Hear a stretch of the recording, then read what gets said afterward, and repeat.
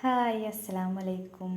അപ്പം നമ്മളിന്ന് ഒരു ഉരുളക്കിഴങ്ങാണ് എടുത്തിട്ടുള്ളത് പൊരിക്കാൻ വേണ്ടിയിട്ട്.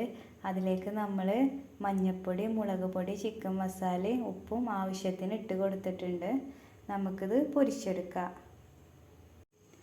ഉരുളക്കിഴങ്ങ് മസാല കൂട്ടി വെച്ചത് നമുക്ക് പൊരിച്ചെടുക്കാം. ഒരു പാൻ വെച്ചിട്ടുണ്ട്, അതിലേക്ക് എണ്ണ ഒഴിച്ച് കൊടുത്തിട്ടുണ്ട്. എണ്ണ ചൂടായി വരുമ്പോൾ നമുക്ക് ഉരുളക്കിഴങ്ങ് നമുക്ക് ഇട്ട് കൊടുക്കാം.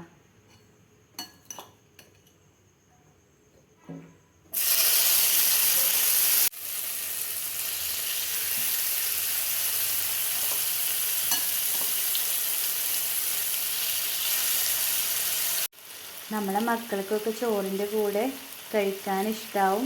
നല്ല അടിപൊളിയാണ്. അങ്ങനെ ഉരുളക്കിഴങ്ങ് പൊരിച്ചത് റെഡി ആയിട്ടുണ്ട്. അപ്പോൾ വീഡിയോ ഇഷ്ടപ്പെട്ടാൽ ഒന്ന് സപ്പോർട്ട് ചെയ്യണേ.